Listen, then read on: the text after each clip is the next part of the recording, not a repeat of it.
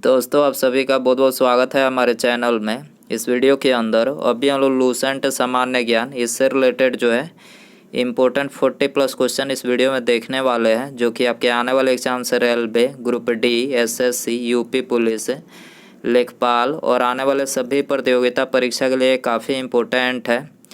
तो दोस्तों आप इस वीडियो को बहुत ध्यान से लास्ट तक देखिए। चैनल पर नया है तो चैनल को सब्सक्राइब कर बेल आइकन यानी जो घंटे का निशान है इसे ज़रूर सेंड कर दें, ठीक है। और ये टोटल जो 40+ क्वेश्चन है, आप इनमें से कितने क्वेश्चन सही कर पाते हैं अपना स्कोर कमेंट बॉक्स में ज़रूर बताएं। तो चलिए शुरू करते हैं। देखिए यहाँ पर हमारा पहला क्वेश्चन दिया गया है।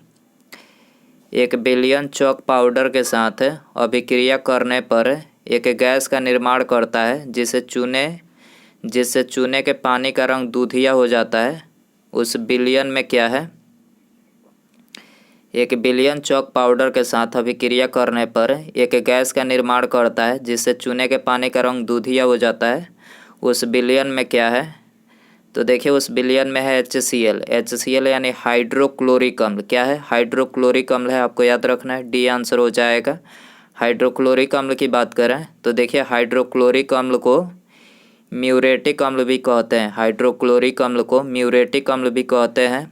ऑप्शन सी में जो NaCl दिया हुआ है, ऑप्शन सी में जो NaCl दिया हुआ है तो ये साधारण नमक का रासायनिक सूत्र है। और ऑप्शन ए में MgOH2 जो दिया हुआ है इसको मिल्क ऑफ मैग्नीशिया कहते हैं। अम्ल धातु से अभिक्रिया कर लवण तथा हाइड्रोजन गैस देता है। अम्ल धातु से अभिक्रिया कर लवण तथा हाइड्रोजन गैस देता है, आपको याद रखना है। क्वेश्चन नंबर 2 है, मीथेन का प्रतीक क्या है? तो देखिए मीथेन का प्रतीक है CH4। CH4 मीथेन का प्रतीक है। बी आंसर हो जाएगा। मीथेन को मार्स गैस भी कहते हैं। मीथेन स्वसंयोजक यौगिक है। इसका प्रमुख स्रोत है मवेशियों का मुख, दलदली भूमि एवं धान का खेत से जो है मीथेन गैस निकलता है। कोयले खदानों में विस्फोटक मतलब विस्फोट का मुख्य कारण है मीथेन, ठीक है। कोयला खदानों में विस्फोट का मुख्य कारण क्या है? मीथेन है। मीथेन एल्केन श्रेणी का प्रथम यौगिक है। एल्केन का सामान्य सूत्र क्या है? तो देखिए एल्केन का सामान्य सूत्र है CnH2n+2। CnH2n+2 जो है ये एल्केन का सामान्य सूत्र है। कंप्यूटर फील्ड में OLE का विस्तार क्या है, मतलब फुल फॉर्म क्या है OLE का कंप्यूटर के फील्ड में? तो ऑब्जेक्ट लिंकिंग एंड एम्बेडिंग जो है इसका फुल फॉर्म है। ऑब्जेक्ट लिंकिंग एंड एम्बेडिंग जो है इसका OLE का फुल फॉर्म है। करेक्ट आंसर ऑप्शन ए हो जाएगा। क्वेश्चन नंबर 4 है, बल की SI इकाई यानी SI यूनिट क्या है? तो करेक्ट आंसर डी हो जाएगा। न्यूटन जो है बल का SI यूनिट है। बल की CGS इकाई पूछा जाए तो CGS इकाई डाइन है। खगोलीय दूरी व्यक्त करने की इकाई क्या है? प्रकाश वर्ष है। मैग्नेटिक फ्लक्स का SI मात्रक क्या है? वेबर है। 1 न्यूटन बराबर 10 के पावर 5 डाइन होता है। दाब का SI मात्रक क्या है? पास्कल है। दाब का SI मात्रक क्या है? पास्कल है। केल्विन पैमाने पर पानी का हिमांक क्या है? केल्विन पैमाने पर पानी का हिमांक क्या है? तो देखिए पानी का हिमांक है 273.15 केल्विन। सी आंसर हो जाएगा। क्वेश्चन नंबर 16 है, भारत का पहला उपग्रह आर्यभट्ट अंतरिक्ष यान कब प्रक्षेपित किया गया? भारत का पहला उपग्रह आर्यभट्ट अंतरिक्ष यान कब प्रक्षेपित किया गया? तो देखिए ये प्रक्षेपित किया गया 19 अप्रैल 1975 को। करेक्ट आंसर ये हो जाएगा। भारत का प्रथम परमाणु रिएक्टर कौन सा है? अप्सरा भारत का प्रथम परमाणु रिएक्टर है। भारत का प्रथम प्रक्षेपास्त्र पृथ्वी है। 3 अप्रैल 1984 को राकेश शर्मा अंतरिक्ष में जाने वाले प्रथम भारतीय बने। 3 अप्रैल 1984 को राकेश शर्मा अंतरिक्ष में जाने वाले प्रथम भारतीय बने। याद रखना है आपको। कोशिका की खोज किसने की? वेरी इंपॉर्टेंट, काफ़ी इजी क्वेश्चन है। कोशिका की खोज किसने की? रॉबर्ट हुक ने की थी। सी आंसर हो जाएगा। भारत का सबसे नया नाभिकीय ऊर्जा संयंत्र कौन सा है? भारत का सबसे नया नाभिकीय ऊर्जा संयंत्र कौन सा है? कुंडलकुलम है। कुंडनकुलम है। डी आंसर हो जाएगा। बरगद के पेड़ का वनस्पति नाम क्या है? बरगद के पेड़ का वनस्पतिक नाम क्या है? तो देखिए इसका वनस्पतिक नाम है फाइकस बघलेंसिस। फाइकस बघलेंसिस जो है इसका वनस्पतिक नाम है बरगद का। सी आंसर हो जाएगा। व्यापगत का सिद्धांत नीति किसने तैयार की थी? व्यापगत का सिद्धांत नीति किसने तैयार की थी? तो देखिए ये तैयार की थी लॉर्ड डलहौजी ने। ठीक है, आंसर हो जाएगा सी। क्वेश्चन नंबर 11 है, इलेक्ट्रॉनिक रूप से सामान खरीदना या बेचना डैश नाम से जाना जाता है। तो इलेक्ट्रॉनिक रूप से सामान खरीदना या बेचना इसको क्या बोला जाता है? E commerce. ई कॉमर्स बोला जाता है। बी आंसर हो जाएगा। क्वेश्चन नंबर 12 है, अंग्रेज़ों ने मैसूर के साथ कितने युद्ध लड़े थे? तो देखिए अंग्रेज़ों ने मैसूर के साथ जो है ये 4 युद्ध लड़े थे। 4 युद्ध, 4 आंग्ल मैसूर युद्ध हुआ था। ठीक है, अंग्रेज़ों ने मैसूर के साथ लड़े थे 4 युद्ध। ठीक है, पहला मैसूर युद्ध 1767 से 69 तक चला था। दूसरा 1780 से 84 तक। तीसरा 1790 से 92 तक। और चौथा आंग्ल मैसूर जो युद्ध हुआ था 1799 ईस्वी में हुआ था। आपको याद रखना है 4 मैसूर युद्ध अंग्रेज़ों ने लड़े थे मैसूर से। ठीक है, नोबेल पुरस्कार कितनी श्रेणियों में दी जाती है? नोबेल पुरस्कार की कितनी श्रेणियाँ होती है? 6 श्रेणियाँ होती है। करेक्ट आंसर ये हो जाएगा। 6 श्रेणियाँ यहाँ पर हमने लिख रखे हैं। साहित्य के क्षेत्र में 19 से 1 से दिया जा रहा है। भौतिकी के क्षेत्र में इसमें भी 19 से 1 से दिया जा रहा है। रसायन के क्षेत्र में 19 से 1, इसमें भी 19 से 1 से दिया जा रहा है। चिकित्सा विज्ञान में 19 से 1 से दिया जा रहा है। शांति के क्षेत्र में 19 से 1 से दिया जा रहा है। और अर्थशास्त्र के क्षेत्र में 1969 से दिया जा रहा है। आपको याद रखना है। फेसबुक के संस्थापक कौन है? फेसबुक के संस्थापक कौन है? Mark Zuckerberg. फेसबुक के संस्थापक कौन है? Mark Zuckerberg. ठीक है, और इसका भी हाल ही में नाम जो है चेंज किया गया है, मेटा जो है इसका भी हाल ही में इसका नाम बदलकर मेटा रखा गया है। आपको याद रखना है। माइक्रोसॉफ्ट के संस्थापक पूछा जाए, बिल गेट्स है।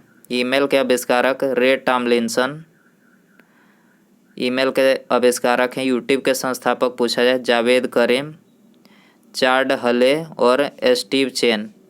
ठीक है, इन्होंने यूट्यूब की स्थापना की थी। वर्ल्ड वाइड वेब WWW के आविष्कारक टिम बर्नर्स-ली है। याद रखना है। स्वच्छ भारत मिशन कब शुरू किया गया था? स्वच्छ भारत मिशन 2 अक्टूबर 2014 को शुरू किया गया था। करेक्ट आंसर ये हो जाएगा। दहेज प्रतिषेध अधिनियम कब लागू किया गया था? तो ये लागू किया गया था 1961 में। डी आंसर हो जाएगा। 17 है, 2011 की जनगणना के अनुसार भारत का सर्वाधिक साक्षर राज्य कौन सा है? तो ये है केरल। केरल में साक्षरता दर सबसे अधिक है। इसके अलावा 2011 की जनगणना के अनुसार सर्वाधिक साक्षरता वाले 5 राज्य हैं। सबसे ज़्यादा जो साक्षरता वाला राज्य है वो है केरल, इसमें 94% साक्षरता दर है।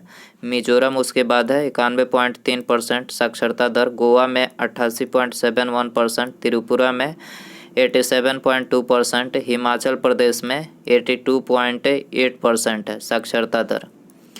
भारत का न्यूनतम जनसंख्या वाले राज्य भी यहाँ पर हमने लिखे हैं। भारत के न्यूनतम जनसंख्या वाले राज्य, तो सबसे कम जनसंख्या बिहार में 63.82% है। उससे ज़्यादा जो है अरुणाचल प्रदेश में 65.4% है। उससे ज़्यादा राजस्थान में 66.1%।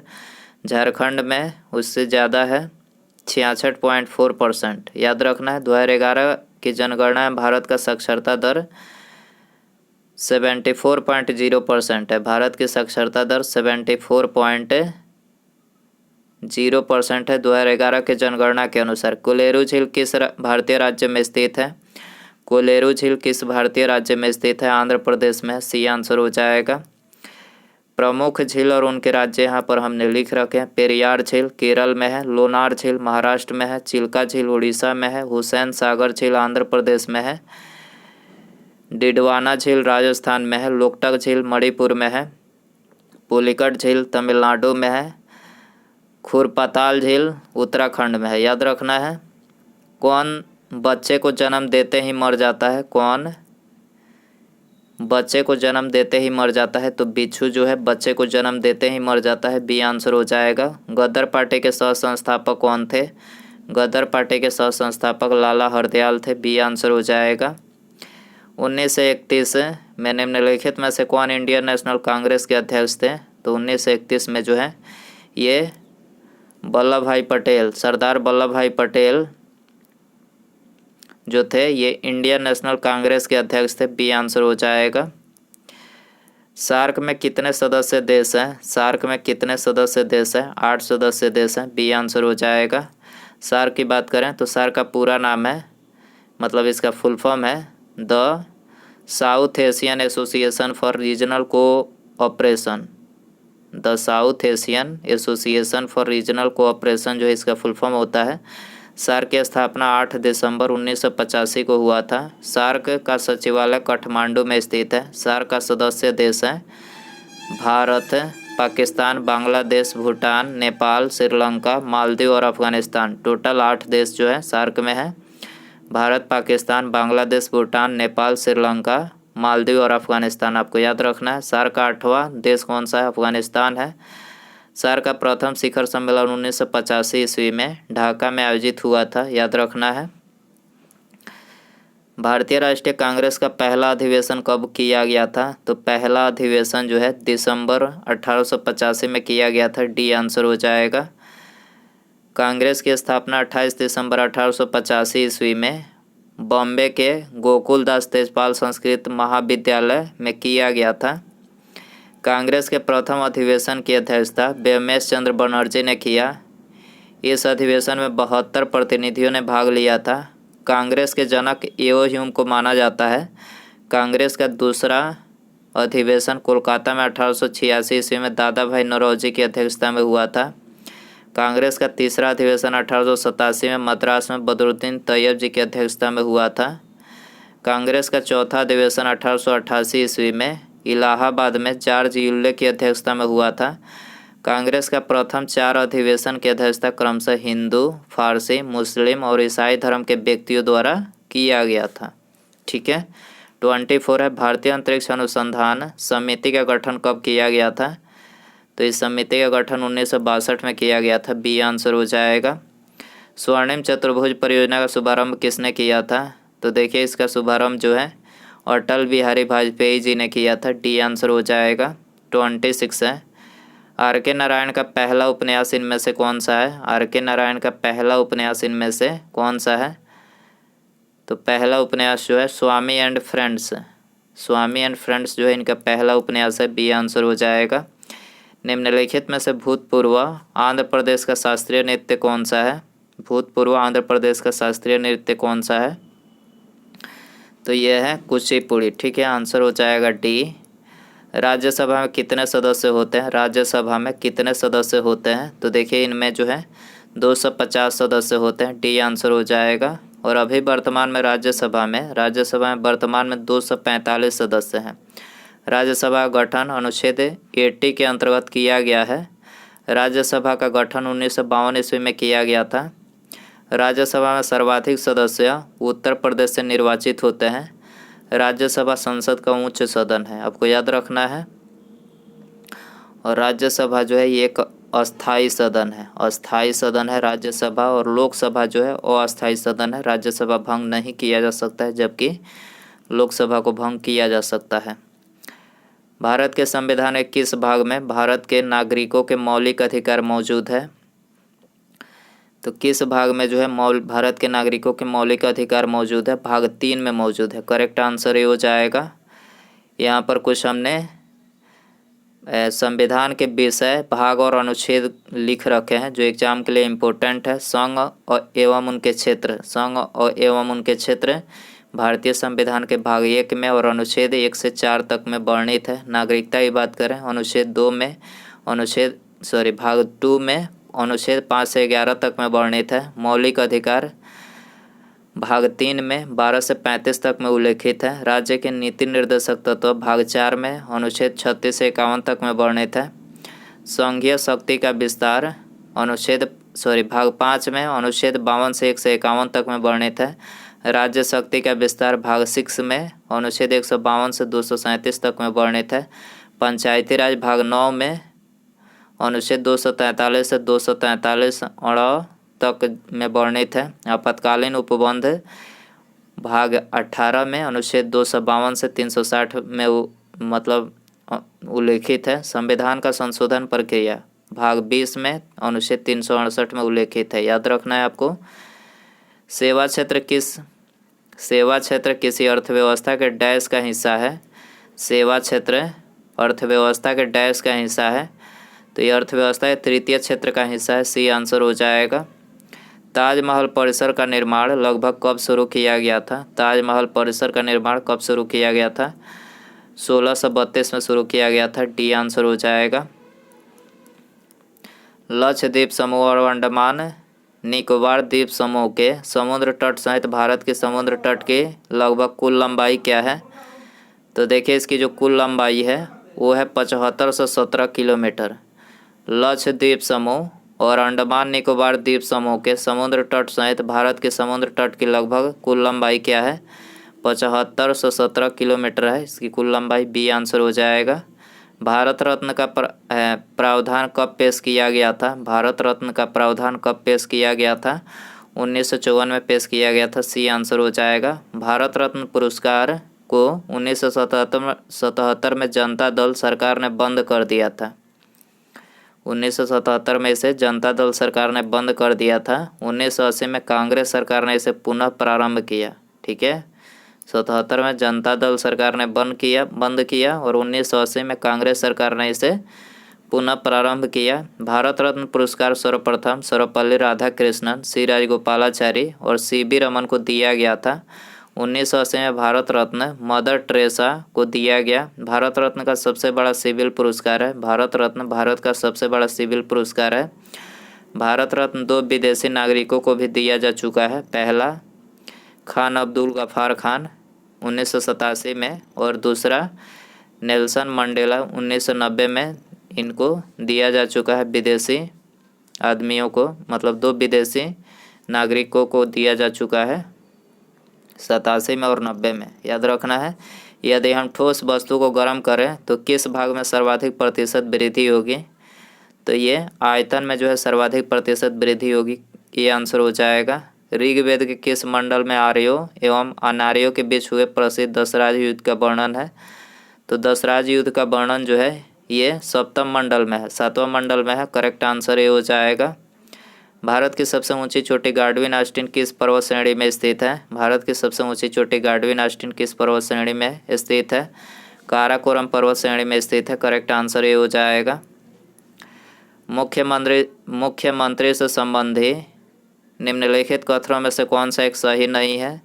तो मुख्यमंत्री के बारे में इनमें से कौन सा कथन सही नहीं है? पहला कथन ही गलत है। मुख्यमंत्री मंत्रिपरिषद की बैठक की अध्यक्षता नहीं करते हैं, गलत है ये कथन। बाकी तीनों करेक्ट हैं। इनकी नियुक्ति राज्य के राज्यपाल द्वारा होती है। यह विधानसभा में बहुमत दल के सदस्य द्वारा चुना जाता है। इसके वेतन एवं भत्तों का निर्धारण राज्य विधानमंडल करती है। तो यहाँ पर ये तीनों करेक्ट है। तो यहाँ पर गलत कथन पूछा था तो पहला ही गलत है। तो यहाँ पर आंसर हो जाएगा ऑप्शन ए। मानव लार की प्रकृति कैसी होती है? मानव लार की प्रकृति कैसी होती है? अम्लीय होती है। बी आंसर हो जाएगा। निम्नलिखित में से किस सिख गुरु ने सिखों को सैन्य संप्रदाय में परिवर्तन कर दिया? किस सिख गुरु ने सिखों को सैनिक संप्रदाय में परिवर्तित कर दिया? तो गुरु हरगोबिंद ने जो है ये किया था, सिखों को सैनिक संप्रदाय में परिवर्तित कर दिया। सी आंसर हो जाएगा।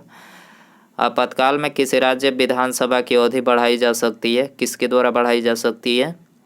संसद के द्वारा। आपातकाल में किसी राज्य विधानसभा की अवधि बढ़ाई जा सकती है? संसद के द्वारा बढ़ाई जा सकती है। बी आंसर हो जाएगा। निम्नलिखित में से किसके अंतर्गत भारत में सर्वोच्च न्यायालय की स्थापना हुई? भारत में सर्वोच्च न्यायालय की स्थापना किसके अंतर्गत हुई? रेगुलेटिंग एक्ट 1773 के अंतर्गत हुई। करेक्ट आंसर ये हो जाएगा। मनुष्य के पैर के पंजे में कितनी हड्डियां होती है? वेरी इंपॉर्टेंट क्वेश्चन है। मनुष्य के पैर के जो पंजे होते हैं, मनुष्य के पैर के जो पंजे होते हैं, ऐसे करके होते हैं ना मनुष्य के पैर के पंजे, ठीक है। तो इसमें जो है ऐसे होते हैं ना पैर के पंजे, तो इसमें कितनी हड्डियां होती है? तो इनके पैर के पंजों में जो है हड्डियों की संख्या कितनी होती है? 26। याद रखना है 26 हड्डियाँ होती है, सी आंसर हो जाएगा। तो दोस्तों ये थे लूसेंट सामान्य ज्ञान के इम्पोर्टेंट 40+ क्वेश्चन। आई होप कि ये वीडियो आपको पसंद आया रहेगा। प्लीज़ पसंद आए तो वीडियो को लाइक कर दीजिए। लाइक नहीं करते हैं आप लोग, प्लीज़ वीडियो को ज़्यादा से ज़्यादा लाइक कीजिए, अपने दोस्तों में शेयर कर दीजिए। और चैनल पर नया है तो चैनल को सब्सक्राइब कर बेल आइकन यानी जो घंटे का निशान है इसे ज़रूर से प्रेस कर दीजिए, ताकि जब भी मैं कोई न्यू वीडियो अपलोड करूं उसका नोटिफिकेशन जो है आपको टाइम टू टाइम मिल सके। तो सब्सक्राइब करने के बाद बेल आइकन ऑन रखें। ठीक है, मिलते हैं अगले वीडियो में। नमस्कार, जय हिंद, जय भारत।